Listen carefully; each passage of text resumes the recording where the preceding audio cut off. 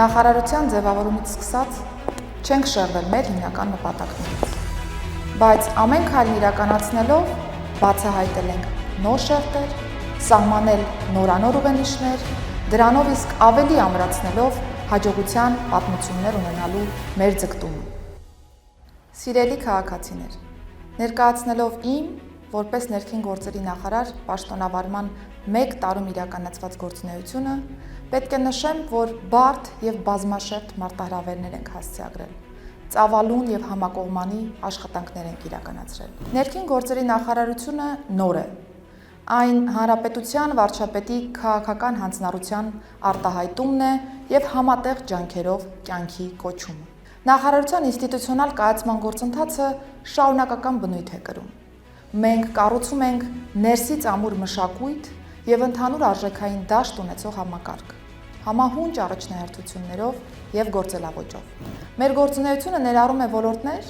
որոնք ուղղված են Հայաստանի ողջ հասարակությանը, բոլոր շերտերին,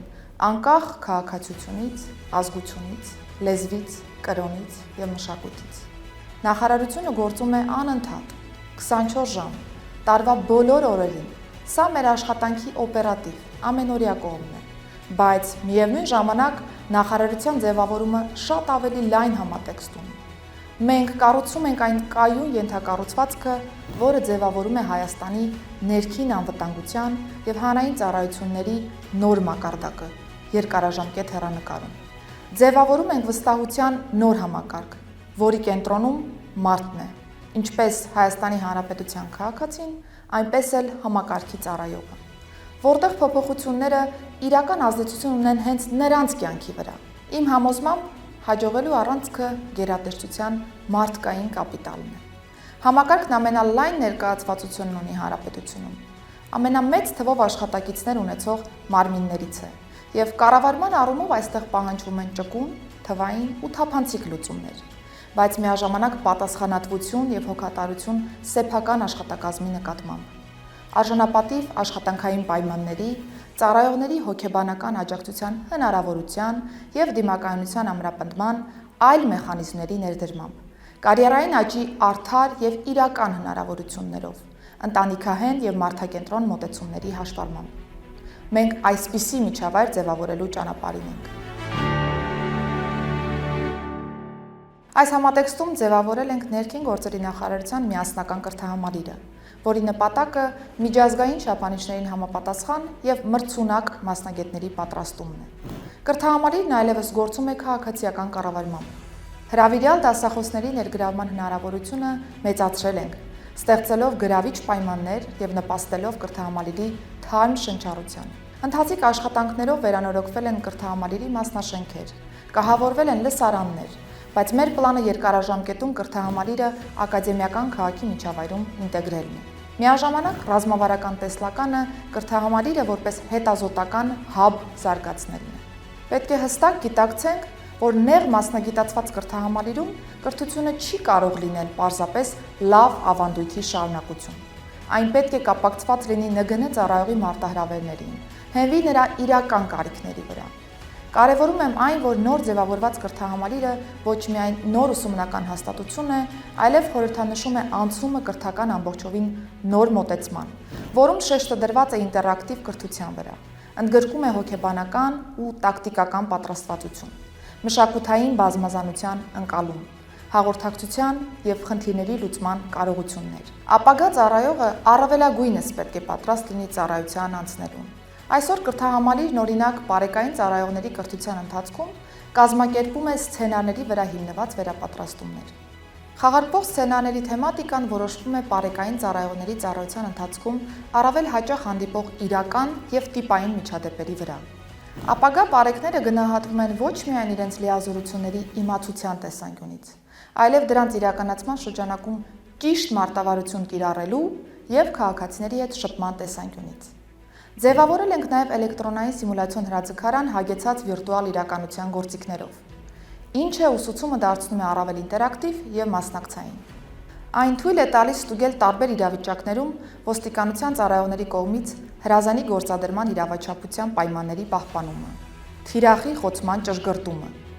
Մենք մոդելավորում ենք օրինակ բնակարանում ընտանեկան բռնության, ավազակային հարձակման, հուլիգանության եւ նման այլ իրավիճակներ, որոնցում սովորողը պետք է ճիշտ կողմնորոշվի եւ ցուցաբերի իրավաչափ ու մարտավարական տեսանկյունից գրագետ վարքագիծ։ Իրականացվում են էքստրեմալ ավտովարման դասընթացներ։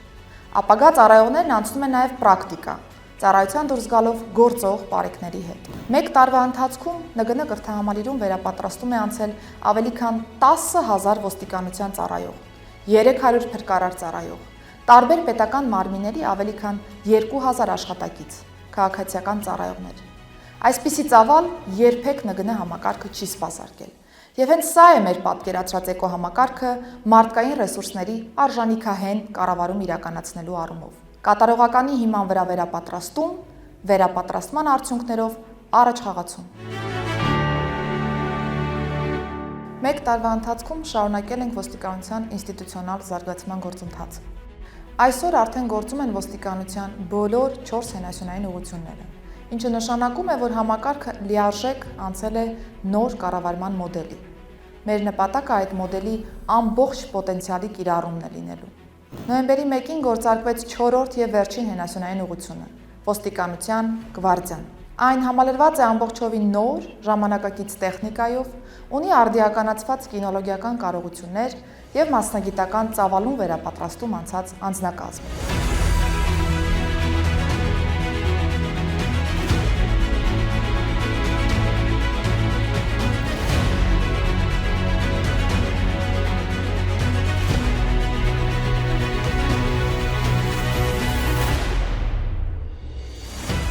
Գվարդիայի հիմնական առաքելությունն է հասարակական կարգի եւ քաղաքացիների անվտանգության ապահովումը, որպես հանրային անվտանգության նոր երաշխավոր։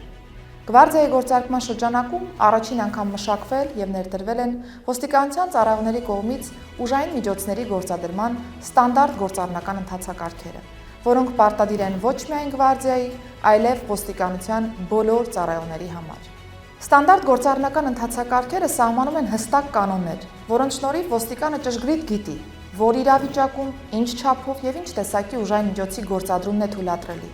ինչն ապահովում է հստակություն ծառայողների համար եւ երաշխավորում է քաղաքացու իրավունքների ավելի լավ պաշտպանություն։ Իհարկե, այստեղ կարևոր դեր ունի ոստիկանի օպերատիվ գնահատման կարողությունը։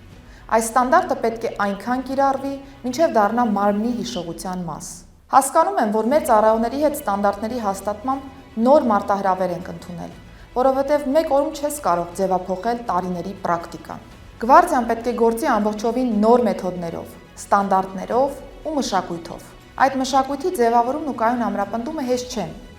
սակայն մենք ստանձնել ենք այս հանձնառությունը, ստեղծելով ուսուցման, վերահսկման եւ շարունակական զարգացման համակարգ, որը փոփոխությունները կդարձնի աշխատանքի անբաժանելի մաս։ Ուզում եմ ուրախությամբ նաև կիսվել, որ գործունեության առաջին օրերից սկսած Գվարդիան արդեն իսկ նոր արդյունքներ ունի, բացահայտելով նաև հանցագործություններ։ Հետևողականորեն շարունակել ենք պարեկային ծառայության ինստիտուցիոնալ կայացման եւ կարողությունների զարգացման գործընթացը։ Այս տարի պարեկային ծառայության վարչակազմը, Երևանի գունդը եւ օպերատիվ կառավարման կենտրոնը տեղափոխվել են նոր վարչական համալիր։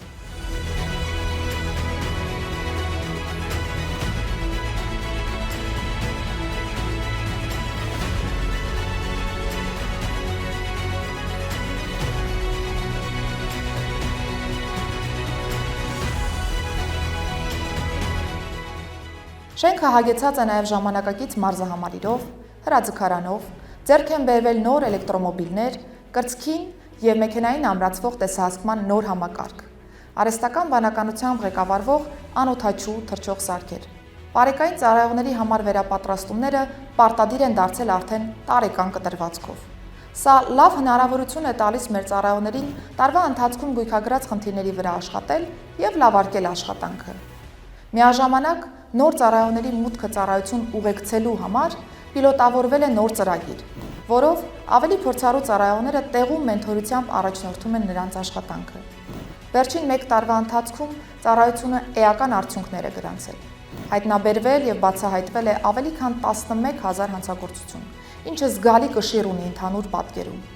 Ջրային պարեկները մեծ աշխատանք են կատարել Սևանա լճի էկոհամակարգի պահպանման ուղղությամբ, հայտնաբերել ապօրինի ձկնորսության դեպքեր, ապահովել ամառային սեզոնին հանգստացողների անվտանգությունը։ Ճանապարհատրանսպորտային պատահարների մասով նպատակն իհարկե անվտանգային մշակույթի ապահովումն է, որին պետք է ձգտենք բոլորս։ Զուգահեռ մեր պարեկների զգոնությունը պետք է ապահովի հատկապես զոհերի թվի նվազում։ Մենք տեսնում ենք, որ արդեն երկրորդ տարին անընդմեջ պարեկային ծառայության աշխատանքի արդյունքում նվազել են ՃՏՊ-ների արդյունքում զոհերի թիվը, եւ դա այն պայմաններում, երբ հանրապետությունում տրանսպորտային միջոցների թիվը շարունակում է աճել, հասնելով գրեթե 1 միլիոնի։ Համայնքային ոստիկանությունը 1 տարի է ինչ ձևավորվել է։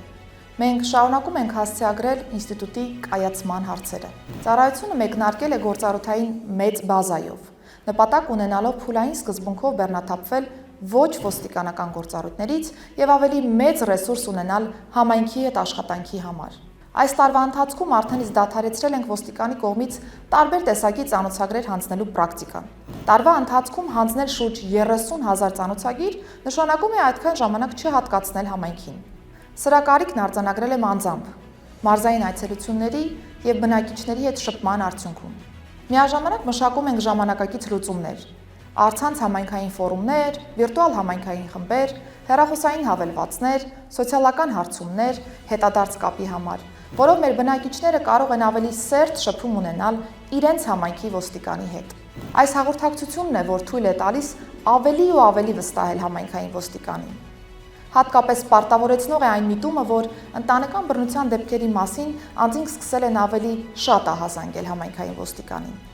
Կարևոր է, որ ծառայողը ևս լինի այս մոտեցման կրողը։ Ոստիկանի կերպարը թղթային աշխատանք կատարողից պետք է վերափոխվի հանրությանը, համայնքին ավելի մոտ կանգնած, համայնքի խնդիրներին ավելի արագ արձագանքող ոստիկանի կերպարի, ինչը նշանակում է գործառնական ընթացակարգերի էական փոփոխություն։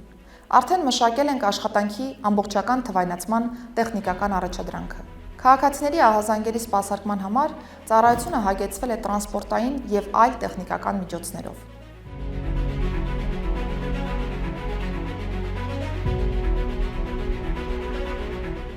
Ձերբակալվածների իրավունքների երաշխավորման նպատակով ներդրվել է խոշտանգման կամ վատ վերաբերմունքի այլ ձևերի արձանագրման հստակ մեխանիզմ համաձայն միջազգային ստանդարտի։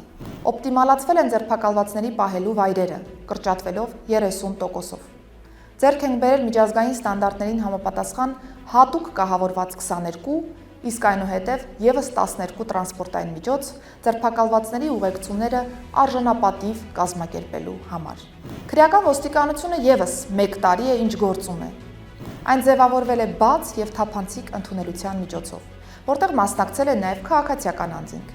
իսկ պաշտոնի նշանակումները կատարվել են ուսուցման արդյունքներով։ Անձամբ մասնակցել եմ կադրերի ընտրության բոլոր փուլերին, գնահատելով նրանց պոտենցիալը քրեական ոստիկանության առջև դրվող նոր խնդիրների կատարման տեսանկյունից։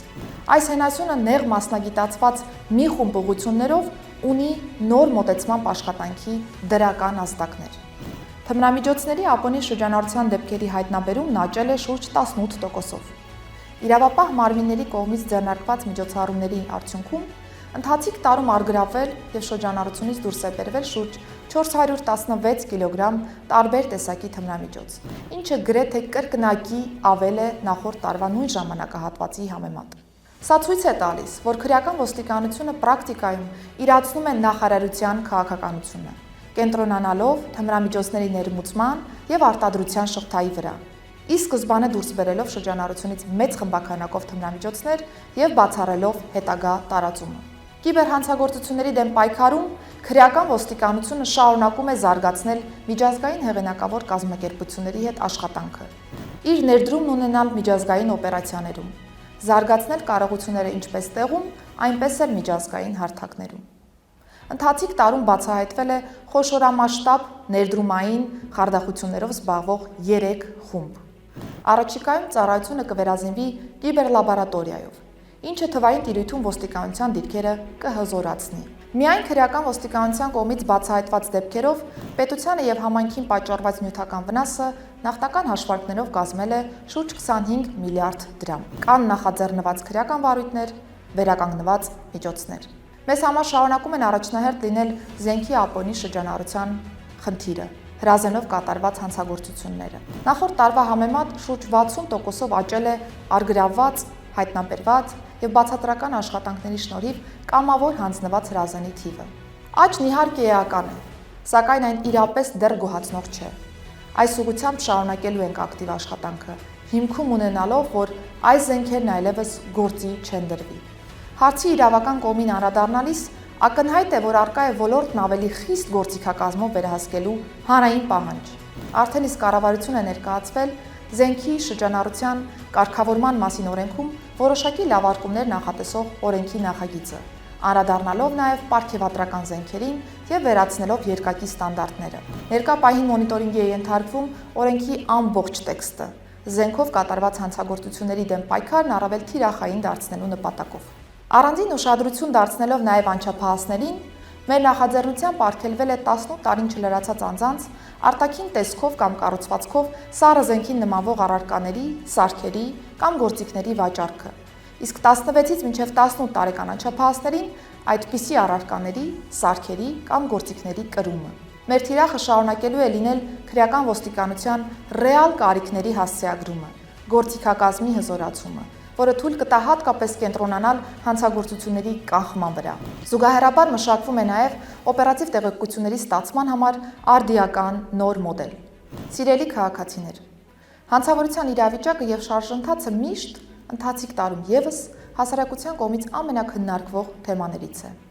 Հասարակության կողմից զգայուն վերաբերմունքն այստեղ բնական է։ Այդ պատճառով կարևոր եմ համարում անդրադառնալ այս թեմային մանրամասն, բաց ու անկեղծ, ներկայացնելով իրական վիճակը մեր արձանագրած խնդիրներով եւ արդյունքներով։ Սկսեմ ընդհանուր բնույթի փաստերից։ Ընթացիկ տարում ծանր եւ առանձնապես ծանր հանցագործությունների մասնաբաժինը ընդհանուր հանցագործությունների կազմում նվազել է 0.7%-ով։ Հանցավորության կառուցվածքը շարունակում է մնալ կայուն։ Մեզ մոտ հանցավորության ընդհանուր կառուցվածքում 85.7%-ը բաժին է ընկնում ոչ բարձր հանրային վտանգավորություն ունեցող, ոչ մեծ եւ միջին ծանրության հանցագործություններին։ Իրականացված աշխատանքների արդյունքում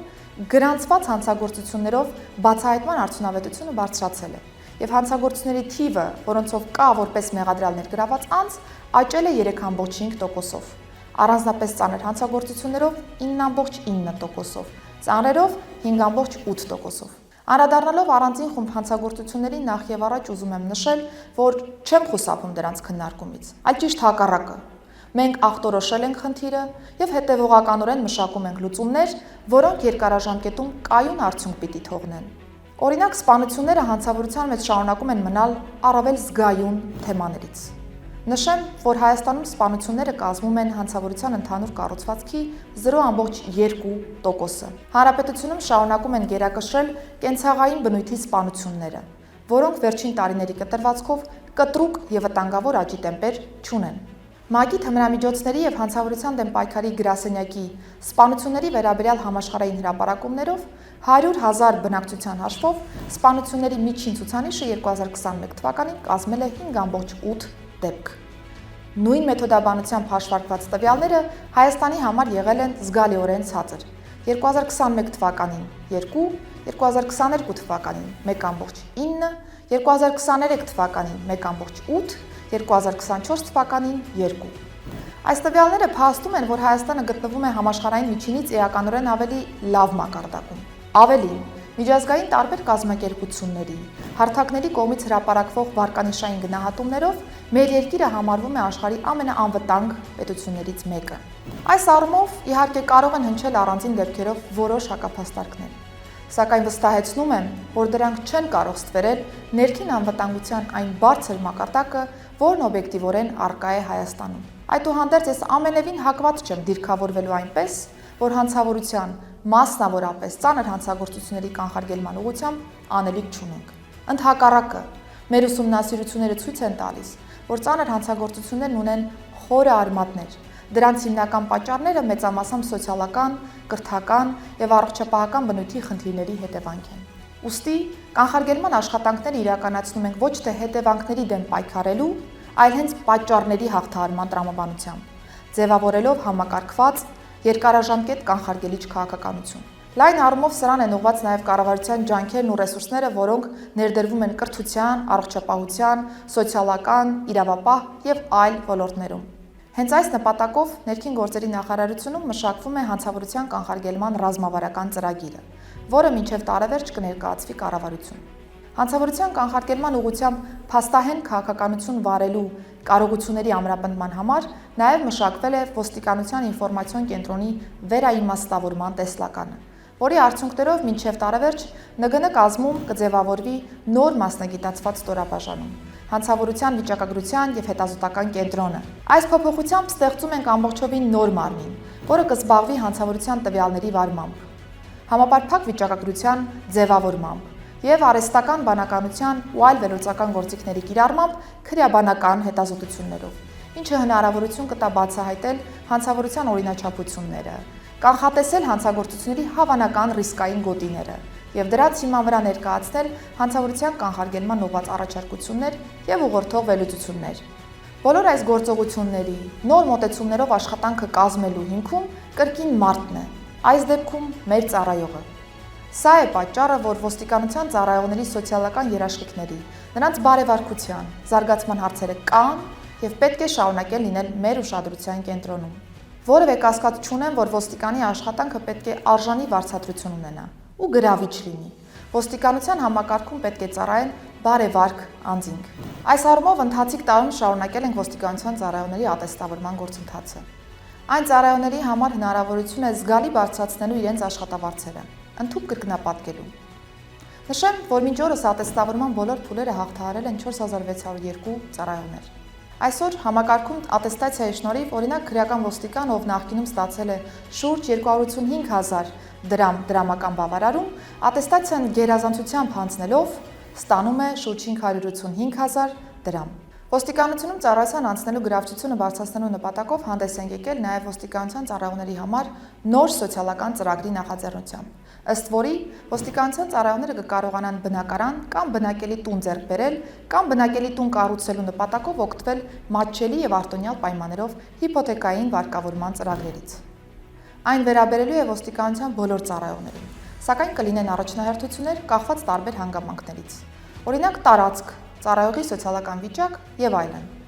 Համակարգն առավել բանիմաց կադրերով համալրելու մեր հանձնառությունը կյանքի կոչելուն միտված քայլերը շարունակվել են նաև ընթացիկ տարում։ Օրենսդրական փոփոխությամբ վերացրել ենք ոստիկանությունում ծառայության անցնելու տարիքային առավելագույն շեմի սահմանափակումը, ապահովելով հավասար հնարավորություններ բոլոր այն անձանց համար, ովքեր համապատասխանում են սահմանված մասնագիտական և բարևարքային չափանիշներին։ Հայտարարվել են ընդունելություններ։ Հետևողականորեն շարունակվում են ոստիկանությունում հատկապես կանանց ներգրավվածությունը խթանող տարբեր միջոցառումները և ծրագրերը։ Իրականացվել են լայնամասշտաբ իրազեկման արշավներ։ Փոփոխվել են ծառայության անցնելու համար սահմանված պահանջները։ Իրականացվել են ծառայություն անցնելուն խոչընդոտող հանգամանքների հաղթահարմանն ուղղված աշխատանքներ։ Աղետների ռիսկի կառավարման 2023-2030 թվականների ռազմավարությամբ նախատեսված միջոցառումների շրջանակներում զարգացնում ենք համայնքային փրկարար կամավորական ջոկատները, ամրապնդում միջգերատեսչական համագործակցությունը, բարելավում ճգնաժամային հաղորդակցությունը և արդիականացնում վաղ ազդարարման համակարգը։ Կարևոր եմ համարում ընդգծել, որ մեր բոլոր քայլերը մի նպատակ ունեն՝ ստեղծել ավելի անվտանգ, պատրաստված և դիմակայուն Հայաստան։ Նախորդ տարի Լոռու և Տավուշի մարզերում տեղի ունեցած արտակարգ իրավիճակից հետո մեր միջազգային գործընկերների հետ իրականացրել ենք ազդեցության խորքային գնահատում։ Այս իրադարձությունը դիտարկել ենք որպես քաղած դաս, որի հիման վրա պետք է վերափոխենք մեր մոտեցումները։ Հենց այս գնահատումների տրամաբանությամբ այս տարի ընդունվել է աղետների ռիսկի կառավարման և բնակչության պաշտպանության մասին նոր օրենքը, որն ուժի մեջ կմտնի 2027 թվականից։ Զուգահեռաբար մշակվել է քաղաքացիական պաշտպանության մասին օրենքը, հստակեցնելով պետության, համայնքների և կազմակերպությունների դերերը, սկսած պատրաստականությունից մինչև ապաստարանների արդիականացում և արագ կառուցվող թաքստոցների պլանավորում։ Աղետների ռիսկի կառավարման ոլորտում այն համոզմունքն ունեմ, որ պետությունն ու մասնավորը պետք է ձևավորեն փոխգործակցության կայուն և արդյունավետ համակարգ։ Այս համոզմունքն է եղել նաև տեխնիկական անվտանգության և նյութական պահուստի ոլորտի զարգացման հայեցակարգերի հիմքում, որը հաստատվել է կառավարության կողմից։ Ներքին գործերի նախարարությունը մշակելու է ոլորտի քաղաքականությունը, սահմանելու կանոնները, ապահովելու հսկողությունը, իսկ մասնավոր ոլորտը շուկայի մրցակցության պայմաններում ապահովելու է պետության սահմանած խաղի կանոններին համապատասխան գործընթաց։ Այս տրամաբանության հողի վրա իրականացման օրինակ է այն, որ 2025 թվականի նոյեմբերի 1-ից լուծարման փուլում է գտնվում տեխնիկական անվտանգության ազգային կենտրոն ՊՕԱԿ-ը,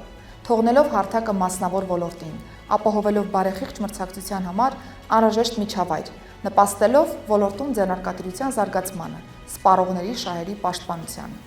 Այս համատեքստում քաղաքականության մշակման լիազորությունն իրացնելով արդեն իսկ մեկնարկել ենք արտադրական վտանգավոր օբյեկտների ռեեստրի թվայնացման աշխատանքները։ Սահմանել ենք ավտոտրանսպորտային միջոցների հեղուկ վառելանյութի լցավորման կայանների, կառուցվածքի, վառելանյութի պահման, վաճառքի, պահեստավորման եւ լցավորման կայանների անվտանգ շահագործման տեխնիկական անվտանգության կանոնները։ Կարևոր նվաճումներ ունենք նաեւ սեյսմիկ պաշտպանության ոլորտում։ Ներքին գործերի նախարարության սեյսմիկ պաշտպանության տարածքային ծառայության սեյսմոլոգիական ցանցը ընդգրկվել է թվային սեյսմոգրաֆների ցանցի միջազգային ֆեդերացիայի համաշխարհային կազմակերպության հարթակում։ Սա ապահովում է մի շարք ռազմավարական եւ գիտական առավելություններ։ Սա միջազգային կարևոր գնահատական է Հայաստանի ջանքերի մասին։ Զուգահեռաբար սա նաև կանխատեսելի գնահատական էր մեզ համար, քանի որ Գառնիի սեյսմիկ կայանը տարածաշրջանային միակ միջազգային կայանն է։ Նկատի ունենալով, որ Հայաստանը գտնվում է սեյսմավտանգ գոտում, երկրաշարժերից պաշտպանվելու լավագույն միջոցը սեյսմիկ վտանգի հուսալի մոնիտորինգի ապահովումն է։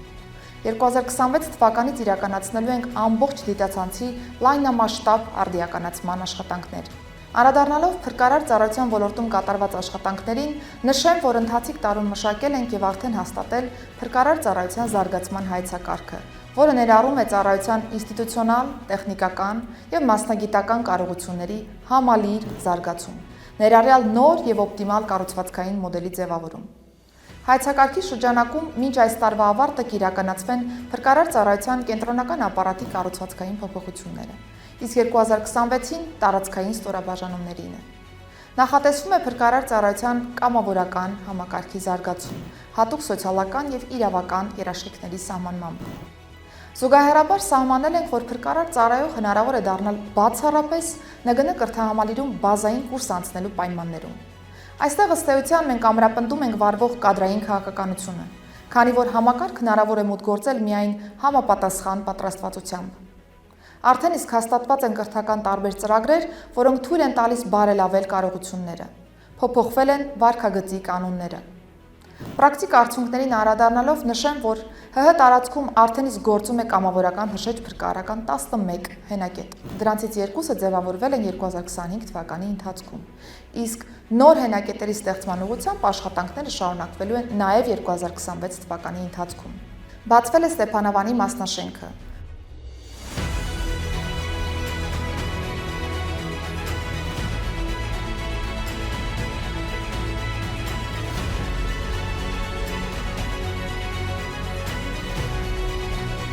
Մեծ թափով ընթանում են Սևանի ջրափրկարարական կայանի, Եղեգնաձորի հրշեջ փրկարարական ջոկատի մասնաշենքի կառուցման աշխատանքները։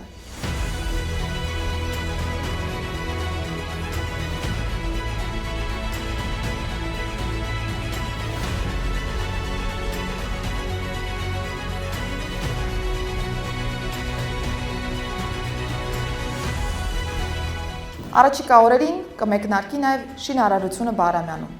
Փրկարար ծառայության նյութատեխնիկական հագեցվածության առումով ծառայության հաշվեկշռում առկա եւ հնամաշ հրշեջ փրկարարական մեքենաները փոխարինվելու են նորերով։ Ըստ հաստատված ծրագրերի ձեռք են բերվելու շուրջ 90 հրշեջ փրկարարական ավտոմեքենա եւ հատուկ տեխնիկա։ Փրկարար ծառայությանն արդեն իսկ մատակարարվել են մարտական հանդերձանք եւ փրկարարական գործիքներ։ Զարգացման մեր տեսլականն այս ծառայության մասով քաղաքացուն առավել օպերատիվ արձագանքելու նպատակն է։ Իսկ փրկարարը պետք է ունենա դրան համահունչ աշխատանքային պայմաններ։ Այս համատեքստում ընթացիկ տարում ակտիվորեն շարունակվել է փրկարարների ատեստավորման գործընթացը։ Մինչ այս պահը ատեստացիայի բոլոր փուլերը հաղթահարել են 943 ծառայողներ։ Համակարգում գերազանց ատեստավորված փրկարարն այսօր ստանում է շուրջ 557,000 դրամ դրամական բավարարում, նախկին շուրջ 297,000 դրամի փոխարեն։ Ավարտական փուլում են ՆԳՆ կազմում ահազանգերի կառավարման մեկ միասնական կենտրոնի 112-ի ձևավորման աշխատանքները։ Գրասենյակը ստեղծվելու է ոստիկանության օպերատիվ կառավարման կենտրոնի եւ փրկարար ծառայության ճգնաժամային կառավարման ազգային կենտրոնի միավորման արդյունքում։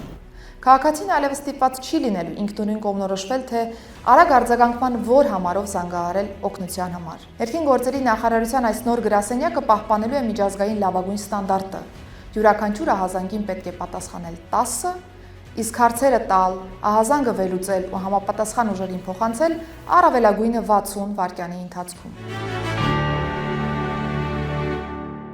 Ներքին գործերի նախարարության կողմից մատուցվող հանրային ծառայությունների ոլորտում բազմաթիվ բացասական կարծրատիպեր կան հանրային ընկալումներում։ Իմ հանձնարարությունը եւ համապատասխանաբար աշխատակազմի ջանքերն ուղղված են ազատվելու այս ընկալումներից։ Ավելին, փոխակերպելու այդ պատկերացումները եւ դիրքավորվելու որպես հանրային ծառայությունների մատուցման նորարար եւ մոդեռն ձևաչափ ներդնող դերակատար։ Մեր ընտրած ճանապարհը ամենադյուրինը չէ, ապավինում ենք հանրային համբերատարությանը, քանի որ մտադիր ենք հիմնարար եւ խորքային բարելավումներ կատարելու։ Ներքին գործերի նախարարության միգրացիայի եւ քաղաքացիության ծառայության գործառույթների տիրույթում արձանագրել ենք մի շարք նշանակալի առաջընթացներ բարեփոխումների օրակարգում։ Ինչպես նաեւ ներդրվել են միջնաժամկետ լուծումներ ուղղված ծառայությունների թվայնացմանը, որակի եւ արդյունավետության բարձրացմանը։ Նոր ձևաչափով շրջիկ ծառայությունը գործարկեցինք մարտին։ Շրջիկ գրասենյակները բոլոր մարզերում պարբերաբար մատուցում են ՆԳՆ հանրային ծառայություններ, առավել մատչելի դարձնելով դրանք հատկապես շարժունության խնդիր ունեցող բնակչությանը։ Առ այսօր կատարվել են մոտ 1000 գործարքներ։ 2025 թվականի ընթացքում առաջին անգամ ամռան բարձր սեզոնին ծառայության ստորաբաժանումներում անձնագրային գործողություններ կատարելու համար կուտակումներ չեն արձանագրվել եւ հնարավոր է դարձել սպասարկվել ընդհուպ նույն օրը, այդ թվում նաեւ Երևանում։ Ծառայությունում թվայնացման լայնամասշտաբ գործընթացները արդեն արդյունքների ապահովման, պրոդուկտների գործարկման փուլում են։ Ծառայությունները տեղափոխվում են էլեկտրոնային միջավայր, բոլոր ուղղություններով։ Արդեն իսկ նախագործարկվել է Հայաստանի Հանրապետության քաղաքացիությանն առնչվող դիմումների հարթակը, որը ողջ ծավալով կգործարկվի 2026 թվականի հունվարի 1-ից։ Առաջիկայում կգործարկվի փաստացի հաշվառման էլեկտրոնային հարթակը։ Թվայնացման ակտիվ փուլում են գտնվում կացության բոլոր կարգավիճակների տրամադրման ընթացակարգերը, որոնք կբարելավեն մեր երկրի օտարերկրացի միգրանտների կյանքը, բնակության օրինականությունը արագ եւ որակյալ կերպով ապահովելու իմաստով։ Նախկին թեժ գծին փոխարինելու է եկել ծառայության զանգերի կենտրոնը 8422 կարճ հեռախոսահամարով, որտեղ օրական ստացվում է շուրջ 800 զանգ, բացառելով բաց թողնված զանգերը։ Շահագործման հանձնման փուլում է ապաստան հայցողների համար կառուցված նոր հատուկ կացարանը։ Միգրացիայի եւ քաղաքացիության ծառայության բարեփոխումների օրակարգում երկու խոշոր ծրագիր կա, որոնց իրականացմամբ քաղաքացին անմիջականորեն զգալու է հանրային ծառայությունների թվային փոխակերպումը մեր պետությունում։ Խոսքս բնակչության պետական նոր ռեգիստրի եւ բիոմետրիկ նոր համակարգի մասին է։ Բնակչության պետական նոր ռեգիստրը դառնալու է անձի մասին տեղեկությունների միակ եւ ճշմարիտ աղբյուրը։ Նոր ռեգիստրի գործարկմամբ փակելու ենք քաղաքացուն կամ օտարերկրացուն տարբեր մարմիններ անվերջ ուղղորդելու հնացած պրակտիկան։ Անձը ինքն է սեփական տվյալների տնօրինողը, եւ այս սկզբունքով յուրաքանչյուր ոք հասանելիություն է ունենալու սեփական օգտահաշվին, տվյալները փոփոխելու հայտ է ներկայացնելու առանց նույնիսկ տնից դուրս գալու։ Տեղեկանքների տրամադրման ձևաչափը եւս այլևս վաղուց ժամանակավրեպ է։ Մենք ապահովելու ենք թվային էկոմիջավայր սեփական տվյալները ցանկացած պահի եւ ցանկացած ձևաչափով վերծանելու եւ օգտագործելու համար։ Եռում փուլում են լայնամասշտաբ եւ բազմաշերտ աշխատանքները Հայաստանի Հանրապետությունում նոր կենսաչափական համակարգ ներդնելու ուղղությամբ։ Շուտով արդեն մեր քաղաքացիները ականատես կլինեն ծավալուն շինարարական աշխատանքների հանրապետության բոլոր մարզերում։ Մասնավոր գործընկերոջ Հայփաս ընկերության կողմից առաջարկվել եւ մեր կողմից արդեն իսկ հաստատվել են 13 գրասենյակներ, եւս 10-ը ընտրության փուլում են։ Հիմնովին վերանորոգվում է վարչական շենքը, որը ծառայելու է նաեւ որպես միջազգային ստանդարտներով կառուցվող տվյալների կենտրոն։ Այստեղ են իրականացվելու անձը հաստատող փաստաթղթերի անհատականացման եւ տպագրման աշխատանքները։ Շենքն ամբողջովին նորոգված, ամրակայված, կահավորված եւ վերազինված կլինի։ Նույն բարձր ստանդարտով 24/7 մոնիտորինգային գործիքակազմով, տեխնիկապես հագեցված հարմարավետ գրասենյակներով։ Այսպիսով մենք արժանապատիվ պայմաններ ենք ապահովում նաեւ աշխատակազմի համար, որովհետեւ հավատում ենք, որ որակյալ ծառայությունների մատուցումը սկսվում է այստեղից։ Երևանում ամենաբանուկ առևտրի 2 համալիրներում, մոլերում կբացվեն գերժամանակակից գրասենյակներ, կենսաչափական տվյալների հավաքագրման բոլորը մեկում ինքնասպասարկման սարքավորումներով, մանկական խաղասրահով, սպասարկման միջազգային ստանդարտներով։ Սրանով մենք հանրային ծառայությունների մատուցման բոլորովին նոր ստանդարտ կսահմանենք Հայաստանի Հանրապետությունում, փակելով անձնագրային համակարգի հնամաշ և ցածրորակ ենթակառուցվածքի էջը, կոտրելով ոլորտի կարծրատիպերը։ Զուգահեռաբար մեր թիմը ակտիվ աշխատում է անձը հաստատող փաստաթղթերի գեղարվեստական ձևավորման և անվտանգային բաղադրիչների վերջնականացման ուղղությամբ։ Բացի նրանից, որ մասնավոր գործընկերը, լինելով ոլորտի միջազգային ամենահեղինակավոր դերակատարներից մեկը, ապահովում է ամենաբարձր ստանդարտի անվտանգային փաստաթուղթ, մենք անում ենք ամեն հնարավորը անձնագրի էսթետիկ ձևավորումը ևս բարձրագույն նշաձողով ապահովելու համար, որպեսզի ինչպես փաստաթուղթը կրող մեր քաղաքացիները հարազատության և հպարտության զգացում ունենան թերթելով այն, այնպես էլ տարբեր պետությունների սահմանապահները տպավորվեն։ Դե իսկ նույնականացման քարտի բլանկի վերջնական տարբերակը հաստատեցի բառացիորեն օրեր առաջ, եւ այն արդեն իսկ ուղարկվեց մեծաքանակ տպագրության։ 2026 թվականի երկրորդ կիսամյակին շրջանառության մեջ կմտնեն նոր բիոմետրիկ փաստաթղթերը։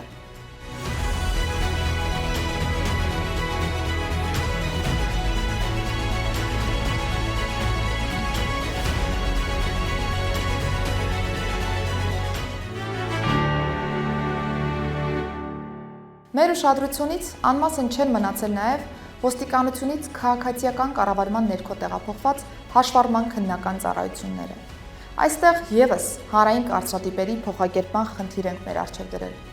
Եվ այդ ուղղությամբ հասցրել ենք կարճ ժամանակահատվածում կյանքի կոչել մի շարք շրջադարձային նախաձեռնություններ, հիմքում կրկին ունենալով քաղաքացու հարմարավետության առաջնահերթությունը։ Այս նպատակով ներդրվել է հիբրիդային հերթագրման նոր համակարգ, որով քաղաքացին ինքն է ընտրում իրեն հարմար օրը, ժամը և վայրը սպասարկվելու համար։ Սա փակել է հանկարծակի ստացվող ծանոթմամբ ստորաբաժանում հրավիրվելու բացասական պրակտիկայի էջը։ Քաղաքացուն ազատել ենք ավելորդ փաստաթղթերը ֆիզիկապես իր մոտ պահելու բեռից, ինքներս ստանձնելով տվյալի ստուգումը։ Ընթացիկ տարվա սեպտեմբերի 1-ից Հայաստանի Հանրապետությունում գործում են թվային վարորդական վկայականներ և հաշվառման վկայագրեր։ Անցյալ տարի շատերիս գուցե անհավատալի թվար, որ ավտոմեքենայի առուվաճառքը հնարավոր է անել առանց տնից դուրս գալ մի քանի րոպեում։ Բայց այսօր արդեն ներդրել ենք թվային տիրույթում առուվաճառքի իրականացման Carmia Gov.am առցանց հարթակը։ Ավելին, հաշվառման համարանիշն ու վկայագիրը կարող եք ստանալ փոստային առաքման միջոցով։ Առաջիկայում ավելի հավակնոտ նպատակներ ունենք։ Հարթակը պետք է վերածվի տրանսպորտային միջոցի հետ առնչվող ցանկացած գործարքի միակ կետի, որտեղ կարող եք տեսնել խախտումները, վճարել դրանք, կնքել ապա պայմանագիր, ստանալ տեղզնության պատկերը եւ այլն։ Մեր քաղաքացիների համար ստեղծել ենք հնարավորություն վարորդական վկայական ստանալու տեսական եւ գործնական քննությունները հանձնել հաշվառման քննական տարբեր ստորաբաժանումներում։ Լրացուցիչ վճարի հիմքով քննությունը հանձնել արտահերթ։ Քննական գործընթացը թափանցիկ եւ օբյեկտիվ իրականացնելու համար ձեռք ենք բերել նաեւ տեսախցիկներ։ Առաջիկայում քննական ավտոմոբիլները կկահավորվեն դրանցով։ Մարզային այցելություններիս ընթացքում դիտարկել եմ գործող բոլոր ստորաբաժանների շենքային պայմանները, լսել քաղաքացիների կարծիքները։ Ես այն համոզմանն եմ, որ մեր քաղաքացիները այս ծառայությունները ևս պետք է ստանան արժանապատիվ պայմաններում։ Գույքագրված են այն ենթակառուցվածքները, որոնք պետք է վերափոխվեն։ Սիրելի քաղաքացիներ, մենք ուշադրությամբ հավաքագրում եւ վերլուծում ենք ձեր արձագանքները նախարարության կողմից մատուցված հանրային ցանկացած ծառայության առնչությամբ։ Նախարարության ծառայությունների որակի վերահսկողության վարչության ամենօրյա աշխատանքը հենց դրան է միտված։ Իսկ ծառայողների, աշխատակիցների բարեվարկության, կարգապահության հարցերը ներքին անվտանգության եւ հակակոռուպցիոն վարչության օբյեկտիվ եւ մշտական դիտարկման ներքո են։ Միջազգային համագործակցության համատեքստում կարևոր նվաճում եմ համարում այս տարվա նոյեմբերի 5-ին ՀՀ-ԵՄ վիզաների ազատականացման գործողությունների ծրագրի փոխանցումը Հայաստանին։ Որպես հայկական կողմի գլխավոր բանակցող, ուզում եմ ընդգծել, որ այս ծրագրի փոխանցմանը նախորդել է հսկայածավալ աշխատանք, տարբեր առաքելությունների հետ քննարկումներ, փոխադարձ այցեր։ Արդյունավետ եւ կառուցողական հանդիպումների շարք ենք ունեցել Բրյուսելում, ԵՄ հանձնակատարների հետ։ Եվրոպական գործընկերները բարձր են գնահատել Հայաստանի հետ համագործակցությունը եւ մինչ այս պահը գրանցած հաջողությունները։ Հայաստանն ամենաարագն է հասել այս հանգրվանին եւ ներքին գործերի նախարարությունը որպես հայկական կողմի համակարգող ներդնելու է առավելագույն ջանքը, որպեսզի մեր քաղաքացիները հնարավոր ամենակարճ ժամկետում ստանան ԵՄ-ի հետ առանց վիզայի ռեժիմի տեղաշարժվելու առավելությունները։ Այս համատեքստում Եվրոպական միության ֆինանսավորմամբ օրեր առաջ մեկնարկել ենք շուրջ 5 միլիոն եվրո բյուջեով նոր ծրագիր, որը ներառում է ոչ միայն ոստիկանության բարեփոխումների շարունակականությունը, այլ նաև փրկարար ծառայության եւ աղետների ռիսկի գործի կառավարման ոլորտների զարգացումը, ապահովելով դրանց համաչափ ընդգրկումը։ Այստեղ փակագծերը շատ չեն ցանկանում բացել, սակայն վստահեցնում են, որ այս ոլորտներում ունենալու ենք մոդեռն եւ նորարար մոտեցումներ, ինտեգրելու ենք ոլորտի ՏՏ լուծումները։ Կարևորում եմ կրկին ԵՄ ֆինանսավորմամբ, ինչպես նաև Լիտվայի եւ Լատվիայի հետ համագործակցությամբ ՆԳՆ ձևավորման փուլում իրականացված ծրագիրը, որով մի շարք արդյունքներ են գրանցել։ Շարունակել ենք ակտիվ համագործակցությունը Ամերիկայի Միացյալ Նահանգների հետ։ Ընթացիկ համատեղ քայլերից զատ սկսել ենք ՆԳՆ մարդկային ռեսուրսների կառավարման բարեփոխմանը նվիրված ծրագրի իրականացումը, որն ունի շուրջ 1.6 միլիոն դոլար բյուջե։ Արդեն իրականացվել են մի շարք միջոցառումներ ուղղված համակարգի կադրերի հավաքագրման, վերապատրաստման, առաջխաղացման, կատարողականի գնահատման եւ ընդհանրապես մարդկային ռեսուրսների կառավարման նոր մոդելի մշակման ուղղությամբ։ Հնգամյա ծավալուն եւ հավակնոտ համագործակցության ծրագիր ենք մշակել Շվեդիայի միգրացիոն իշխանությունների հետ, որի շրջանակներում հասցեագրել ենք ոլորտի զարգացման ուղղված մեր տեսլականը, դրա առանձին բաղադրիչները, ինչպես օրինակ կենսաչափական փորձագիտության ձևավորումը, կեղծ փաստաթղթերի դեմ պայքարը։ Համագործակցության ուղղություններ ենք հաստատել Բելգիայի թագավորության անվտանգության եւ ներքին գործերի, Ապաստանի միգրացիայի եւ սոցիալական ինտեգրման, խոշոր քաղաքային քաղաքականության նախարարների հետ։ Լիտվայի ներքին գործերի նախարարի հետ ստորագրել են երկկողմ համագործակցության ամրապնդման մասին երկամյա գործողությունների ծրագիրը։ Միջազգային համագործակցության համատեքստում պետք է ընդգծեմ նաև Վրաստանի հետ ձևավորված փոխվստահությունն ու սերտ շփումների նոր բովանդակությունը։ Հանդիպումները Վրաստանի վարչապետի եւ ներքին գործերի նախարարի հետ ամրապնդել են մեր գործընկերությունը։ Այս համագործակցության արդյունքներից է ռեադմիսիոն հետընդունման համաձայնագրի ստորագրումը, ինչը նոր հնարավորություն է ստեղծում միգրացիոն հոսքերի արդյունավետ կառավարման համար։ Աշխատանքային այցով եղել եմ Արաբական Միացյալ Էմիրություններում։ Այցի ընթացքում հանդիպումներ եմ ունեցել Արաբական Միացյալ Էմիրությունների նախագահի եւ Էմիրությունների փոխվարչապետ ներքին գործերի նախարարի հետ, քննարկել համագործակցության ընդլայնման հնարավորությունները եւ պլանավորել զարգացնել այդ ուղղությամբ համատեղ օրակարգը։ Ստորագրել ենք փոխըմբռնման հուշագիր, որով փոխադարձ ճանաչվում են երկու երկրների ներքին գործերի նախարարությունների կողմից տրվող վարորդական վկայականները։ Այսքանով բնականաբար չի սահմանափակվում մեր աշխատանքը միջազգային գործընկերների հետ։ Մի շարք հանդիպումներ են կայացել նաև ՀՀ-ում դիվանագիտական ներկայացությունների, այլ երկրների բարձրաստիճան պաշտոնյաների հետ, որոնց ընթացքում քննարկել ենք համագործակցության նոր ծրագրեր եւ փորձի փոխանակմանը վերաբերող հարցեր։ Թե այս աշխատանքներում, թե մնացյալ աշխատանքներում նախարարությունը մշտապես բաց է գործել։ Մեր ողջ աշխատանքին ներգրաված են նաև քաղաքացիական հասարակության ներկայացուցիչները, այդ թվում նախարարին կից հասարակական խորհրդի ձևաչափով։ Նոր մոտեցմամբ ձևավորել ենք նաև նախարարին կից երիտասարդական խորհուրդ, որի անդամները ներգրաված են ամենատարբեր ոլորտների մեր բարեփոխումներում։ Ներքին գործերի նախարարության գործունեությունը հնարավորինս թափանցիկ ներկայացվում է մեր հասարակությանը։ Աշխատանքի հիմքում հաշվետվողականության ապահովումն ու հանրության հետ արդյունավետ հետադարձ կապի ստեղծումն է։ Սերտ աշխատանքը նաև մեդիա դաշտի հետ։ Այս մեկ տարվա ընթացքում ԶԼՄ ներկայացուցիչների հետ իրականացրել ենք բազմաթիվ ծրագրեր, մրցույթներ, սեմինարներ, հանդիպումներ, ասուլիսներ ու քննարկումներ, ճեպազրույցներ եւ այլն։ Նախարարության հանրային հաղորդակցության եւ իրազեկման վարչության կողմից իրականացվել են արշավներ, պատրաստվել հաղորդաշարեր, բացվել են պաշտոնական կայքեր եւ սոցհարթակներ։ Իրազեկումների նպատակն է բարձրացնել մեր քաղաքացիների իրավագիտակցությունը, նրանց զերծ պահել հանցագործությունների զոհ դառնալուց, տարբեր տեսակի աղետների դեպքում տեղեկացնել վարքագծի կանոնները։ Միաժամանակ արտակարգ իրավիճակներում արդյունավետ հաղորդակցություն ապահովելու նպատակով Լոռու մարզում իրականացրել ենք պիլոտային ծրագիր ՆԳՆ ոստիկանության եւ փրկարար ծառայության տարածքային ստորաբաժանումների համար։ Բեմադրվել են մամուլի ասուլիսներ, որտեղ մասնակիցները հանդես են եկել որպես խոսնակներ, ներկայացնելով իրավիճակի զարգացման ընթացքը, պատասխանատու մարմինների արձագանքն ու իրականացված քայլերը։ Առաջիկայում այս ծրագիրը շարունակելու ենք Հայաստանի ողջ տարածքում։ Սիրելի քաղաքացիներ, այս ամենը հնարավոր չէ լինի առանց մեր թիմի նվիրված աշխատանքի եւ գործընկերների աջակցության, առանց ձեր վստահության եւ համբերատարության։ Մենք շարունակելու ենք ներքին գործերի նախարարությունում եւ ենթակա պետական մարմիններում մեկնարկած բարեփոխումների խորքային գործընթացը,